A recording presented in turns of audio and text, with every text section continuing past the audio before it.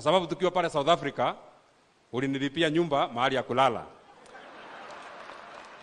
Lakini nataka nikueleza Your Excellency, mimi sikulala. Niliamka usiku mimi naangalia hiyo nyumba vile inakaa hivi, naangalia na shangaa, ni mimi umeniweka hapa. Ukipata nafasi nyingine ya kutembea, mimi niko sawa sawa, unipeleke huko. Na sasa hata ukiweza unitoe Afrika, twende nje ya Afrika, sasa huko ndio tuone maneno vile inakuwa. Kama mimi ndio umenipeleka huko. Kwa hivyo Your Excellency, hiyo barabara nimekuomba kwa heshima kubwa. Tuko na barabara ya pili inatoka hapa mahali panaitwa Murungaru kwenda mpaka mahali panaitwa Turasha, ndio ifike mahali panaitwa Gilgil, ili barabara zetu ziwe sawa sawa. Mimi nataka nikuambie watu ya engineer hapa wanakupenda, na unajua tulimalizia siasa hapa engineer, na kina mama wanakupenda wa engineer, wa mama wa soko wanakupenda wa engineer, na wanakupenda, na ndio ujua wanakupenda. Mpaka leo wamekuletea zawadi. Wamekuja hapa na viazi debe 3. Debe moja ni ya Deputy President. Tayari kwa gari ya Deputy President tumeweka debe 1.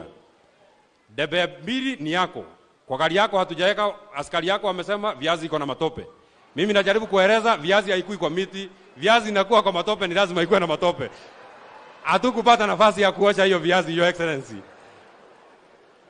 Unajua ni kama watu wengine hawajui viazi inakuwa kwa matope. Viazi inakuwa kwa matope, sasa ni lazima ingekuwa na matope. Sasa bado yako hatujaweka, lakini Deputy President unajua yeye anajua maneno vile inaenda. Tayari yake tumeshaweka pale ndani.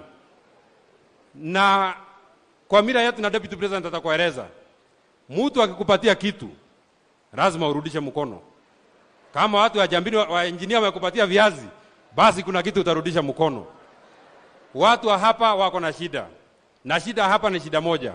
Vile mvua imenyesha hapa, Your Excellency, wanabiashara hapa kwa soko hawezi fanya biashara, Your Excellency. Hapa, Your Excellency, hakuna soko hapa, Your Excellency.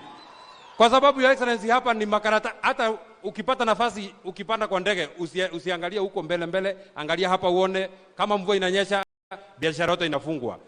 Kama sisi tumepatia viazi, na sisi tupatie soko, ndio watu wote wakiwa wamepatiana zawadi, na watu wakoe sawa sawa.